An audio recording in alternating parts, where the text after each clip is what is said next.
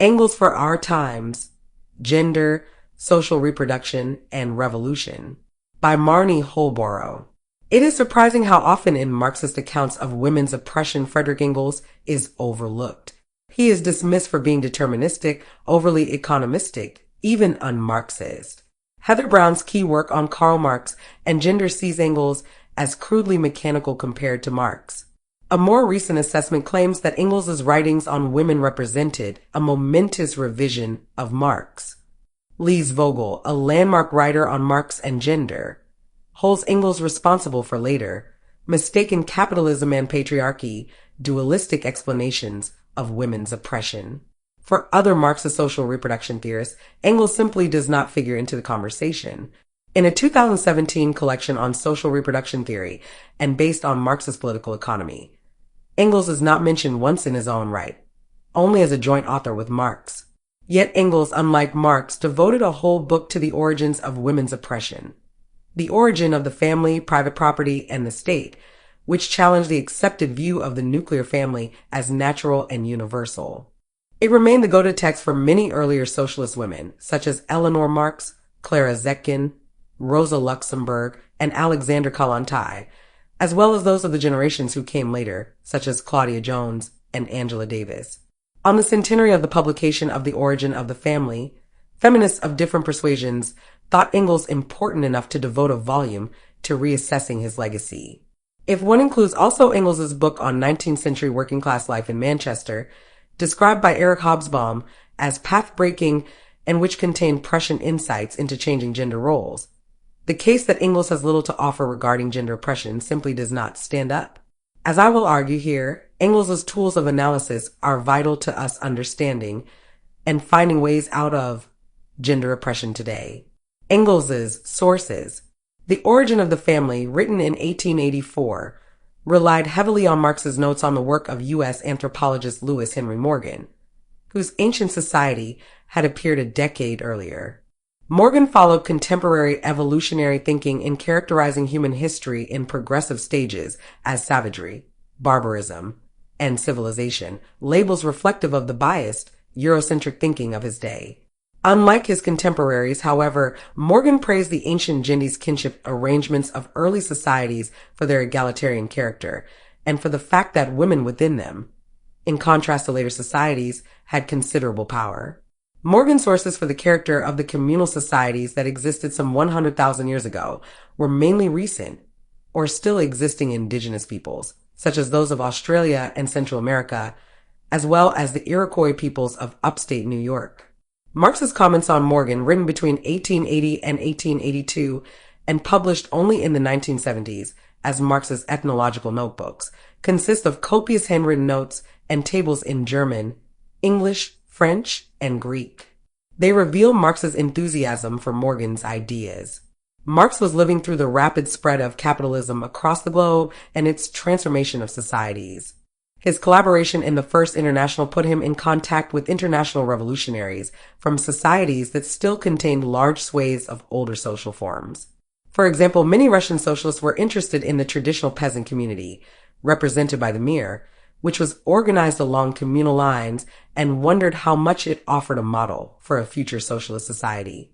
These debates rekindled the interest of both Marx's and Engels, already evident in the German ideology, in the historical development of human societies, and how the increasing division of labor and development of productive forces ousted earlier egalitarian relations, including those between women and men. Marx did not share Engels' verdict that ancient society was as significant as Charles Darwin's work on evolution, but he was impressed with Morgan's writings. One thing that he singled out was the significance of Morgan's basic premise that the family did not carry society along, but society the family. When Engels wrote The Origin of the Family in 1884, Marx had already died. Engels was thus reliant on Marx's unstructured notes and Morgan's text itself. Equally, other sources were limited, since anthropology and ethnography as academic disciplines were in their infancy and little fieldwork or research was available. Gender and modes of production. Engels' main thesis in The Origin of the Family is that the family and women's place therein is a changing social entity with different forms and relations in different modes of production. Engels drew from Morgan's findings the fact that in terms of human history, women's oppression is a relatively recent phenomenon. In earlier communal band societies, in which the household operated within a collective gens grouping, both sexes worked in cooperation to produce the goods necessary for their survival. Women's indispensability to communistic production meant women were invested with decision-making powers for the whole community. Engels described more straightforwardly than Morgan that it was the transition to class society that brought about the oppression of women. The change from gens-based hunter-gatherer societies to the development of agriculture, what would be identified today as part of the transition from the Paleolithic to the Neolithic era, in which food gathering was replaced by food production, occurred intermittently over a long period of time.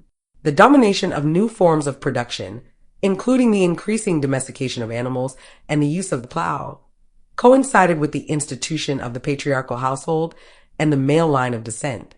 The development of class societies depended on the growth in trade in goods and in the development of a surplus over and above what was required for daily subsistence. Household management became cut off from the new sources of wealth, lost its public character, and became a private service that excluded women from social production. The sexual division of labor now took on a gender antagonistic form in which women lost their previous social status. For Engels, this represented the world historical defeat of the female sex. Historical materialism. Neither Marx nor Engels were anthropologists. Rather, they drew on contemporary anthropological theories to develop a historical materialist approach to human history. Marx and Engels had both praised Darwin's discoveries for providing a broader environmental dimension to the development of human societies and of human relations with nature and to each other. Marx's ethnological notebooks made use of Morgan's findings to critique contemporary British anthropologists, whose work conceived of the family and private property as separate from material or economic factors. Marx and Engels' interest in ancient and pre-capitalist societies lay in their social form, in which labor was part of life, rather than something separate from the laborer. In socialism, utopian and scientific, Engels argued that the great moving power of all historic events lay in the economic development of society, in the changes in the modes of production and exchange. Morgan's work provided evidence that men have not always dominated in society, and that, for most of human history going back 130,000 years, societies were egalitarian, generally matrilineal, and based on cooperation.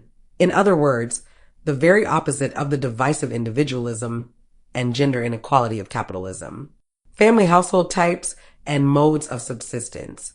Engels followed Morgan's stages of the family, stages which correspond historically to different modes of subsistence. The consanguine family with marriages separated through generations, rather than blood ties, predominated in food-gathering societies.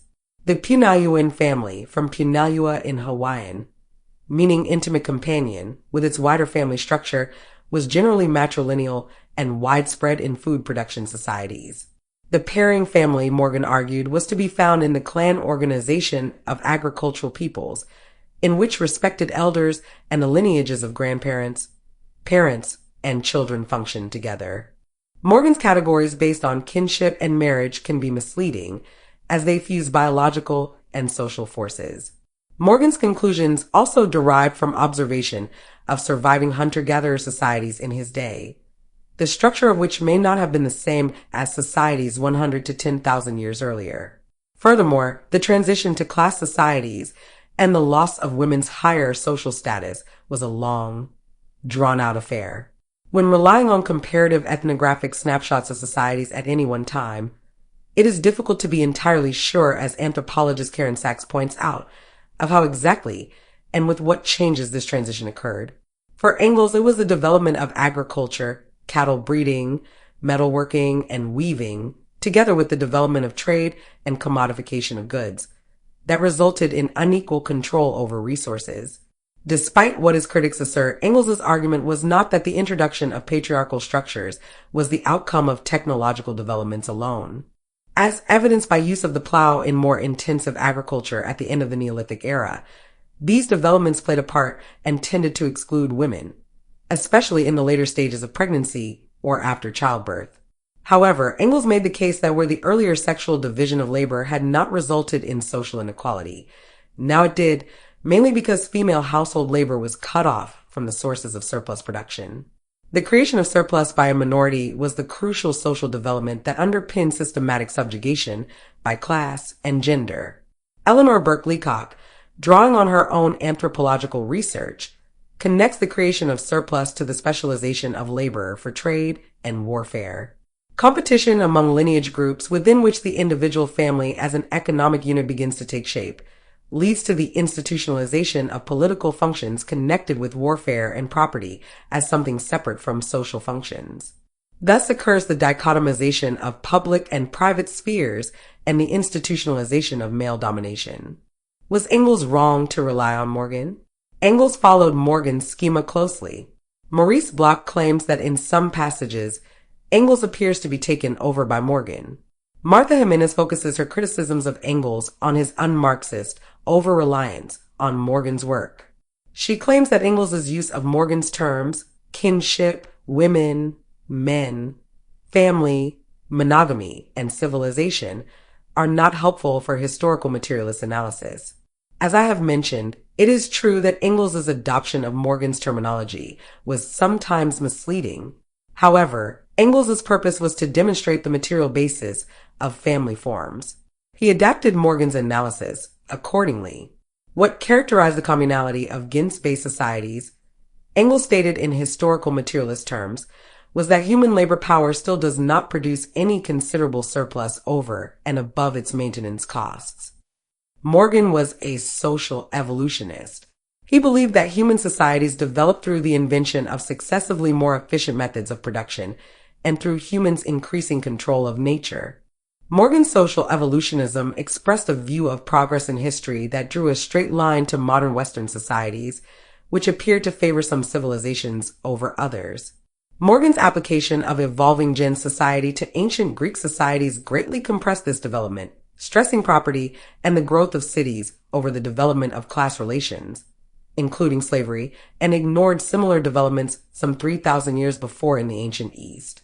However, Morgan's work provided evidence for the link between the status of women in society and social production, and despite claims by some to the contrary, there was no difference between Marx and Engels on this.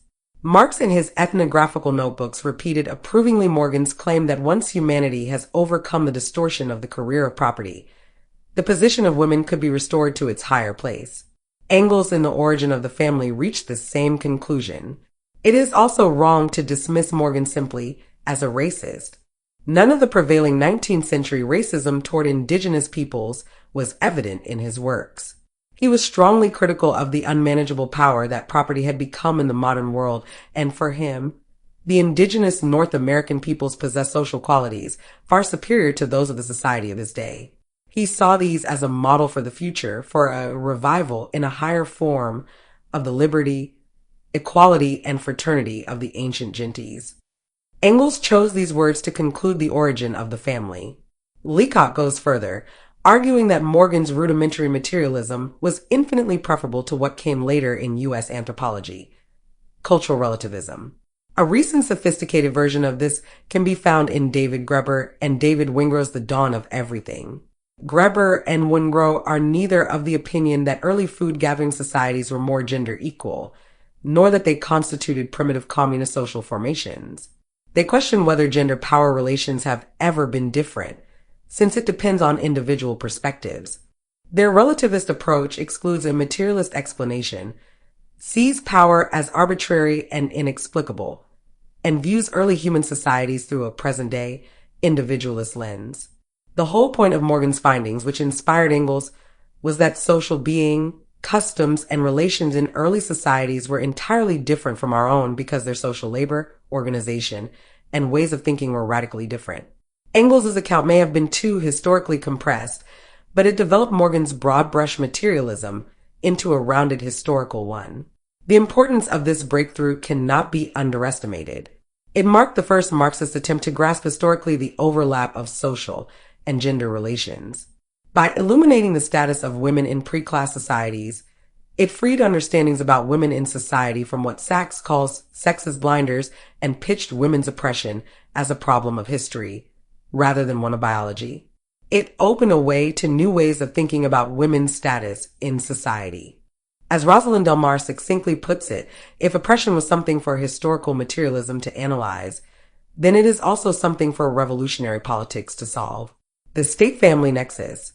Engels drew together the social roles of the state and the patriarchal family, making the case that both were superstructures that came into existence in response to the division of societies into classes. He followed Morgan in highlighting the connection between slavery and forms of domination in the family in classical, so-called civilized society, in which slaves were often classed alongside women and children. Class societies in ancient Greece required an institution of public force that could keep people enslaved and in check. States were instruments of the exploiting classes. States appeared to stand above social conflict, yet they provided a legal and armed apparatus on behalf of the exploiting class. Similarly, the monogamous or patriarchal family, while appearing to be universal and part of human nature, is a product of history, even of class conflict. Engels identified the family as being the central link for imposing legal property rights. Engels' treatment of the family in capitalist societies focused on how it institutionalizes domestic labor as a private service that further entrenched women's oppression. Engels explained, with the patriarchal family, and still more with the single monogamous family, household management lost its public character. It no longer concerned society. It became a private service. The wife became the head servant, excluded from all participation in social production. The modern individual family, he wrote, is founded on the open or concealed domestic slavery of the wife, and modern society is a mass composed of these individual families as its molecules. Engels also showed that the family in capitalism, despite the universal, undifferentiated ideology wrapped around it, fundamentally differs according to social class. The bourgeois family was primarily a means of consolidating and passing on property and wealth. It was steeped in hypocrisy. It publicly displayed monogamy, but for men, this was seldom true. Engels called out the oppressive effects of bourgeois, idealized versions of the family, and the long moral shadow they cast across all society. The working class family, by contrast, was cut off from the means of production and generally propertyless. Often, all of its members were forced into waged work. This made the relationships in it very different from those of the bourgeois family, and Engels argued, held the potential for freer, less socially conditioned relationships within it. Engels saw that a step toward freeing women from the isolation of the privatized home was their participation in paid labor, even if this occurred under the harsh conditions of capitalist exploitation. It opened a crack in the ultra-individualized patriarchal family. Engels also mentioned the potential of the development of large-scale industry and technological advances to alleviate the intensity of domestic labor.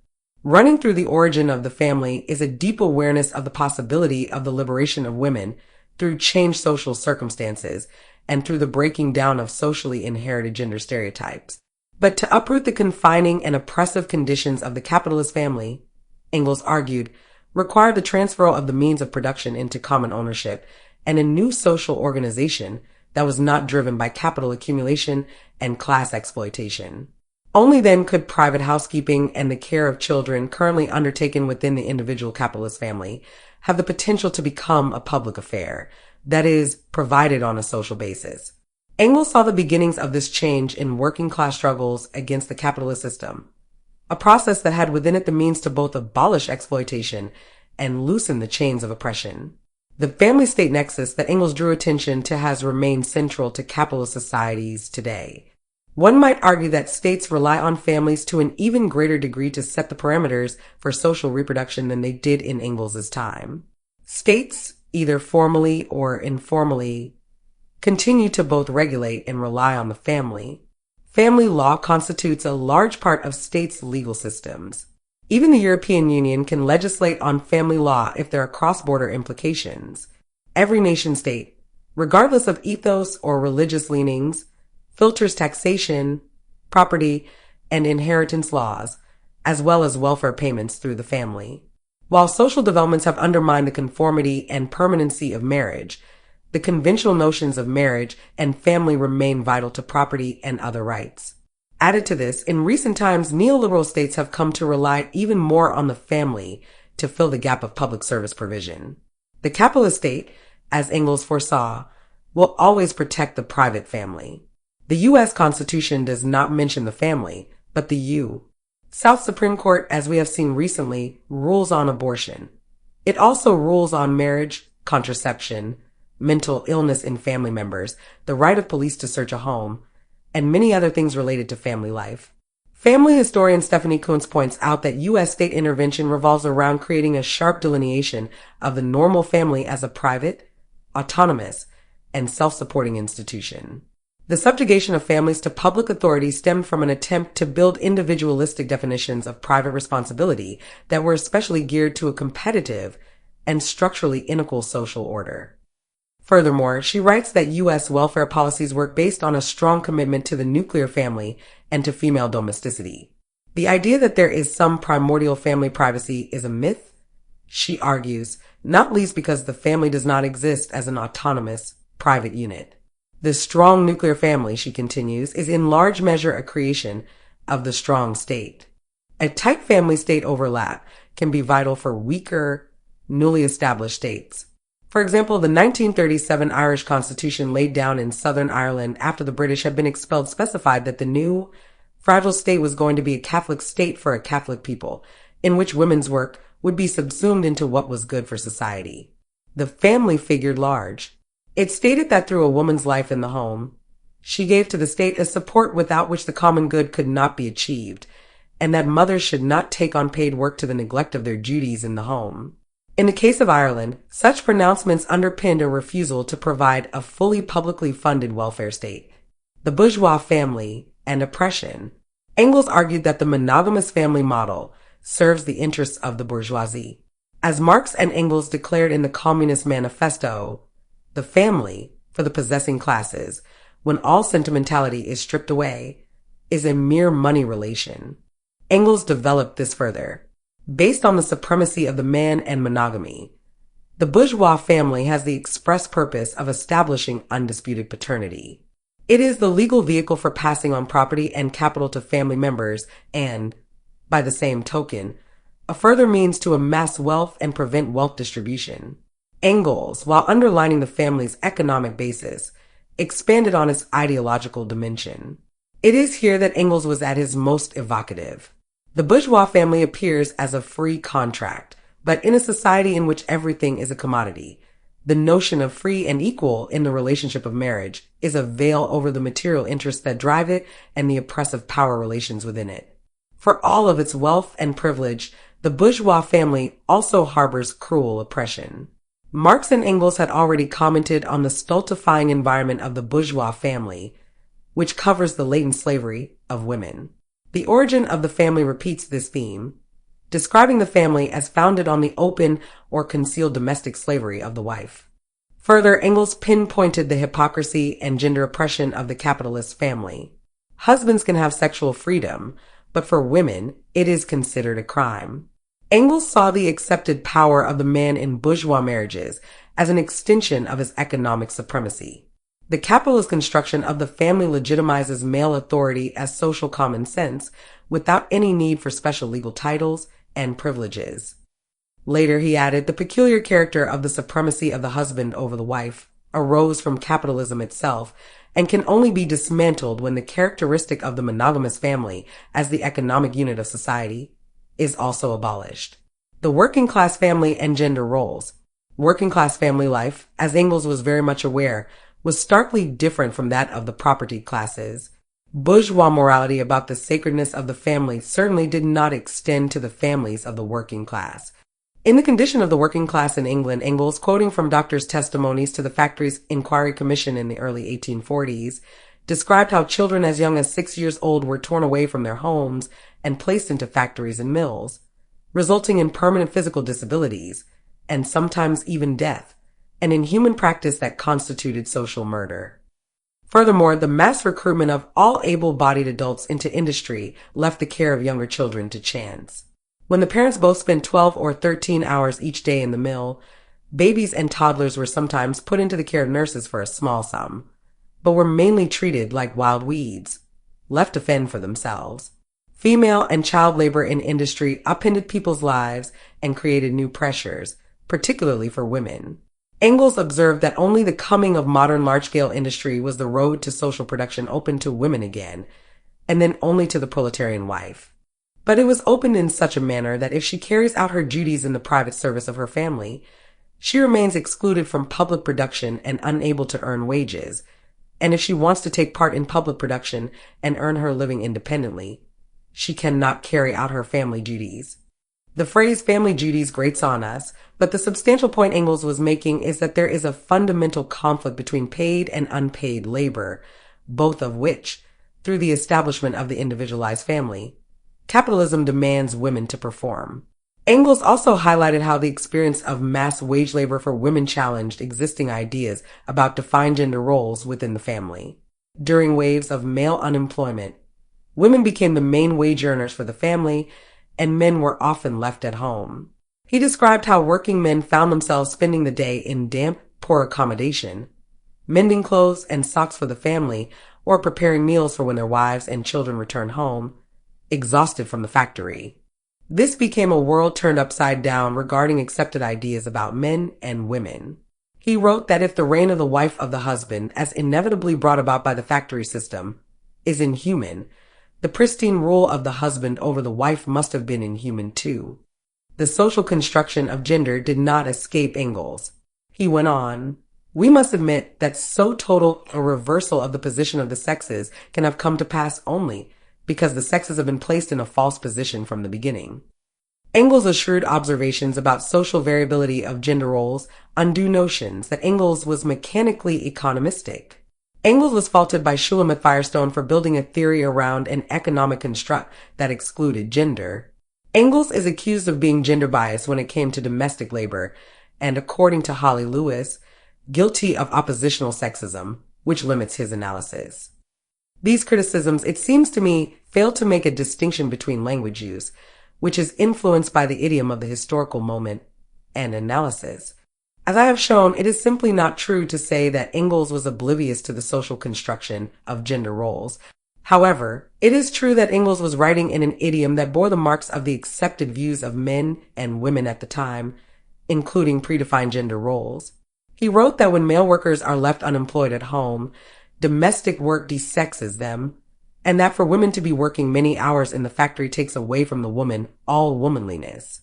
However, the substantive point he was making was that exploitation in industrial capitalism puts workers, male and female, in humiliating positions, and drawing on the gender-biased language of his time, he expressed this clumsily. Language and new ideas can clash, and Engels, in the thick of huge social changes around him, was not impervious to this linguistic lag. We can hardly expect Engels to speak the language of consistent non-binary anti-sexism that we use today. Engels and social reproduction. A more substantial criticism of Engels from Marxist feminists is that he failed to describe the structural articulation in historical materialist terms between the mode of production and the mode of human reproduction. Here, a weakness in Engels' account needs to be mentioned. Engels did not fully locate the function of the working class family in capitalism, mainly because he did not explore in detail the political economy of the process. He appreciated the significance of the separation of the individual household from society and how this lay at the root of gender oppression in capitalism. He called for a social revolution in which the individualized family would cease to be the economic unit of society, and in which private housekeeping would be transformed into a comprehensive social activity, and the care and education of children would be a public affair. However, he did not fully explain from a wage labor perspective how in capitalism, the working class family was stuck in this isolation. Marx laid this out much more fully. In exploring the notion of simple reproduction, he distinguished between labor in the factory, what he termed productive consumption, and individualized labor in the home, or individual consumption. Unlike in earlier modes of production, the laboring population in capitalism no longer produces for itself the goods it needs, nor has access to them via direct exchange of its own products. Its maintenance and reproduction depend wholly on the sale of its labor, and workers use the money paid to them for this labor power to buy the means of subsistence. The historical dimension of this was also important, as Antonella Picchio perceptively notes. When labor became wage labor, it followed that the work of reproduction, care and work in the home, became unwaged labor. Engels rightly insisted that capitalism brought with it the separation of the household from the public sphere, and commodity production came to dominate all aspects of social life, including the family. However, he did not develop in the origin of the family the economic tie between waged and unwaged labor with the same detail that Marx provided. This explains, in part, Engels' mistaken predictions for what would happen to the working class family. The disappearance of the working class family? Engels' focus in the origin of the family was on the bourgeois family based on property, inheritance, and wealth. The working class family, in comparison, seemed to him to be in flux from the upheaval of widespread industrialization and to be shedding any material basis. Engels implied that working class family life was freer, including in sexual relationships, because it is outside the strictures of bourgeois life. However, as things turned out, the disruption to the family instigated by industrialization was only a temporary phenomenon. Engels did not foresee how capitalism would draw on the working class family to stabilize labor supply. Rapid industrialization, which sucked women and children into wage labor, may have had short-term benefits for capital, but in the long term was inviable. Child mortality and injury levels soared. Female illness and early deaths proliferated. Immigration, particularly from Britain's famine-torn colony, Ireland, could make up for the diminishing supply of labor. But in the long term, a more stable means of the social reproduction of the labor force was required. This was what the Factory Acts of mid-Victorian Britain attempted to do. By introducing protective measures for pregnant women and banning very young child labor, they effectively set the conditions for the reconstitution of the working class family, which would deliver on an individualized basis a steady stream of workers today, fed and refreshed daily, and new workers tomorrow. The birth of the modern nuclear family model, in other words, was at the behest of the needs of capital accumulation.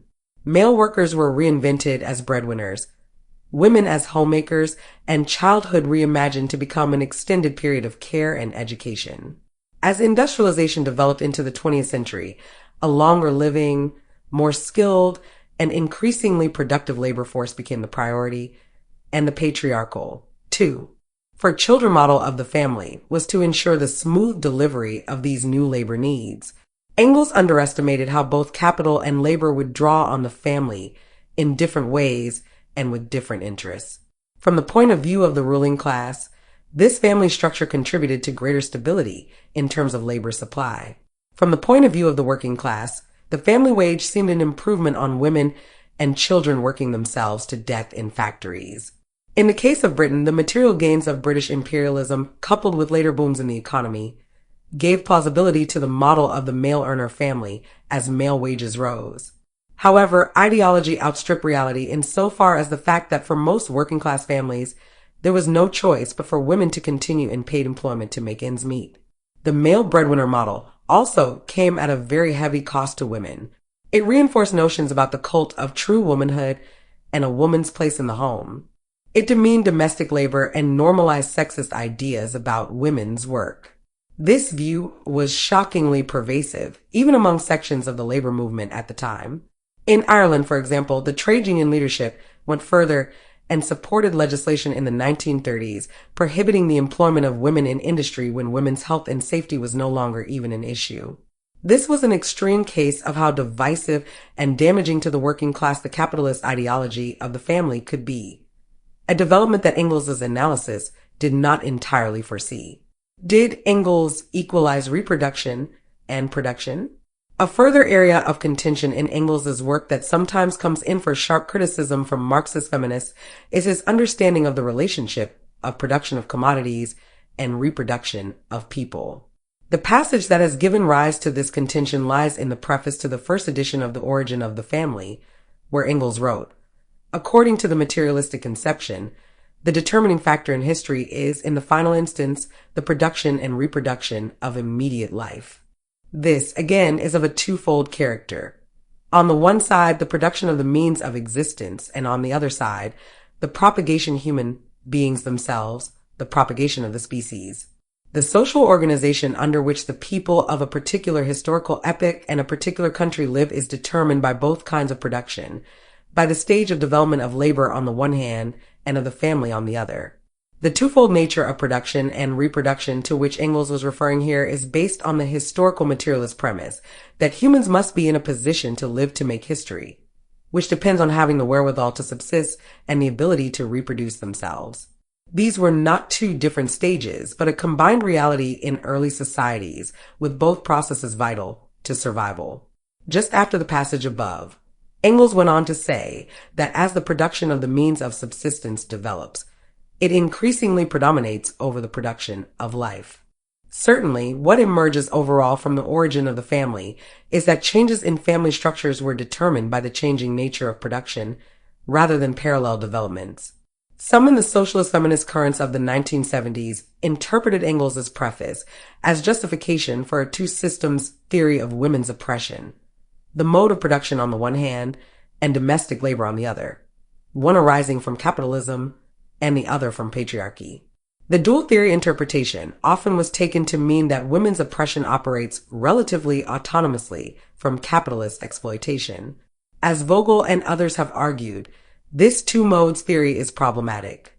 To identify gender oppression as arising from a socially distinct, relatively autonomous, and often ill-defined patriarchal power within capitalism represents, as Vogel contends, a mysterious coexistence of disjunct explanations of social development.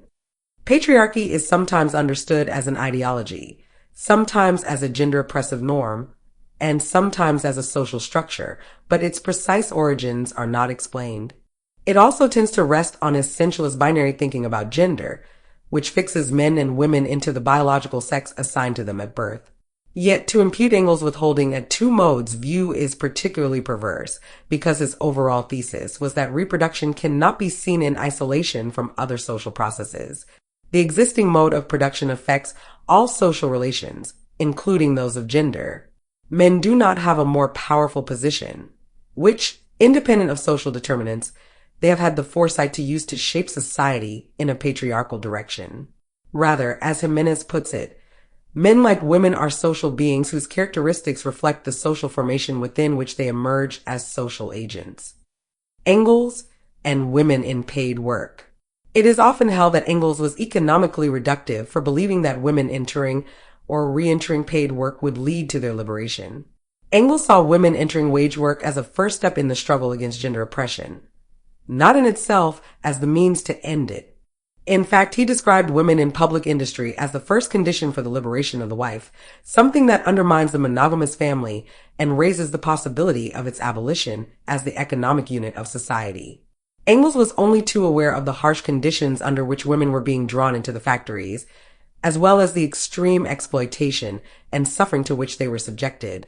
However, Engels also observed how the mass entry of women into paid work overturned existing family norms and gender stereotypes.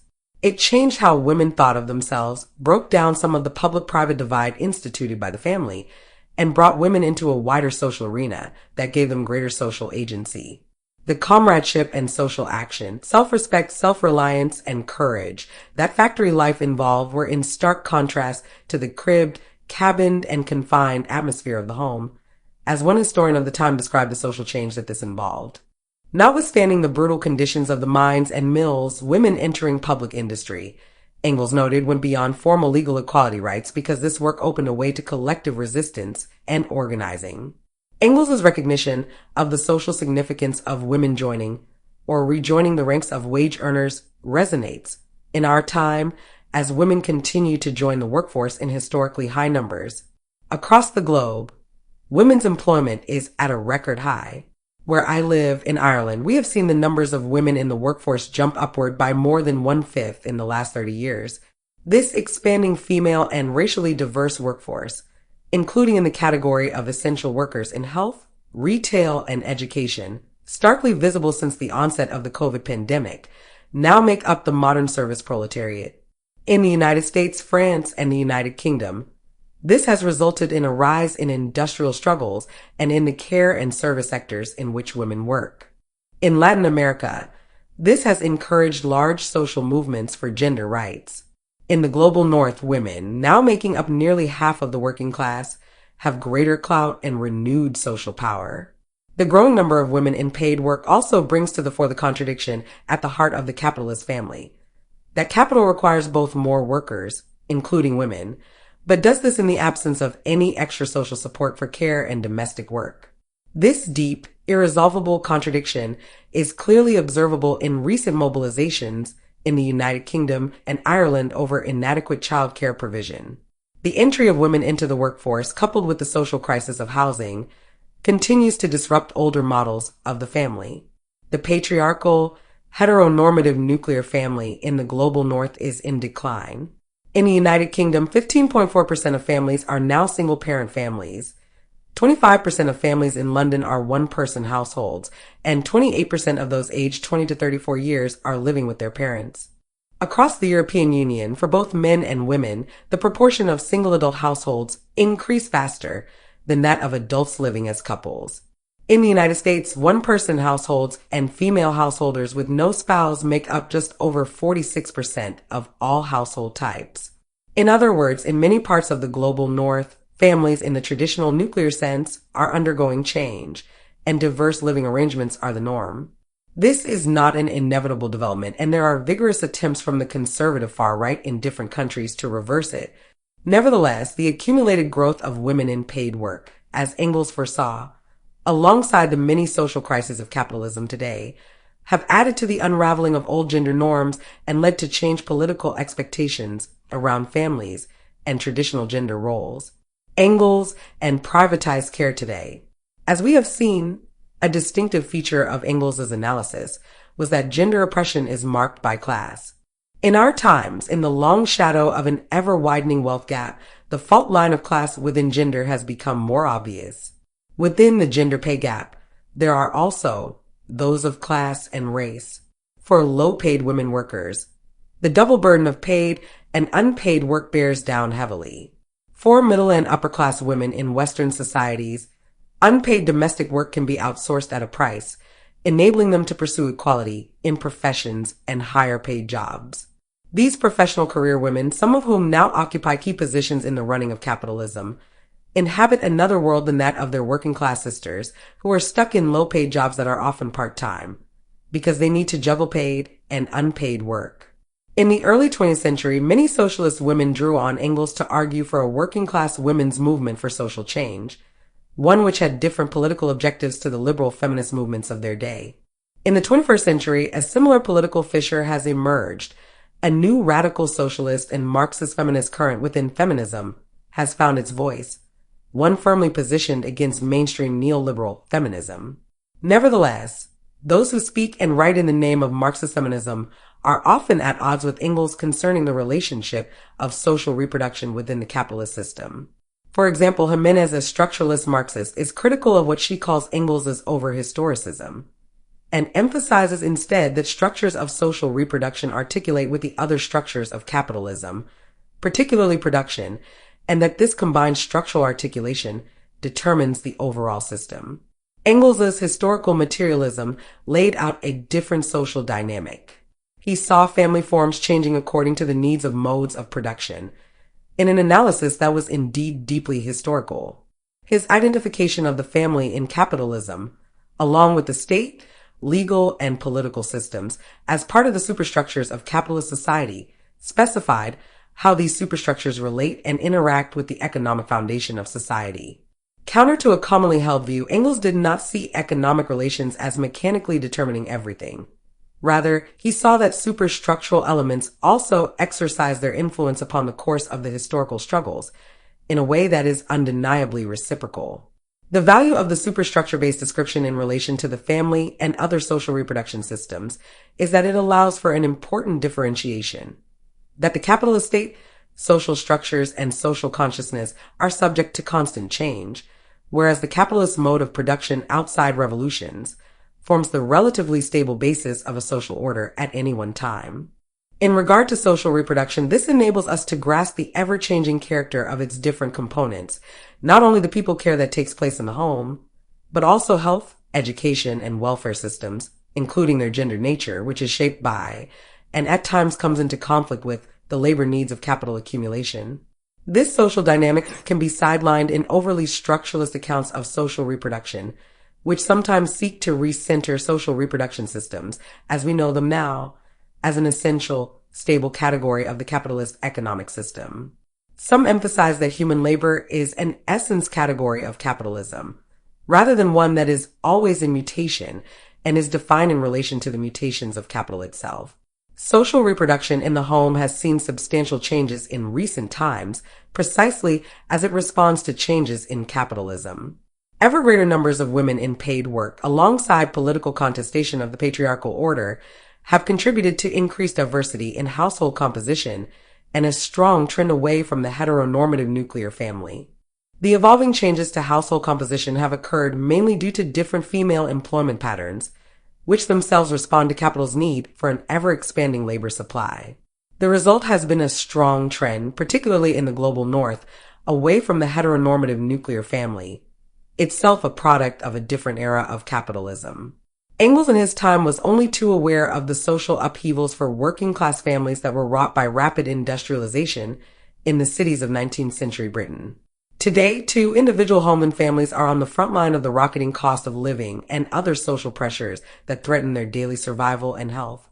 Homes have had to accommodate more people as adult children, unable to find affordable housing, stay longer in their parents' homes. Other families have been torn apart through migration, climate change, and wars. Meanwhile, capitalism refuses to provide even modest advances in publicly provided child and elder care. Care is left more and more to individual private homes to provide. Social reproduction on this increasingly individualized and private basis is social reproduction on the cheap, but it has reached what rightly has been termed by Nancy Fraser a crisis point. Engels' insights into the family's role in capitalism, the oppression of the private sphere, and how nothing less than a social revolution is required to truly socialize it, makes Engels very much for our times.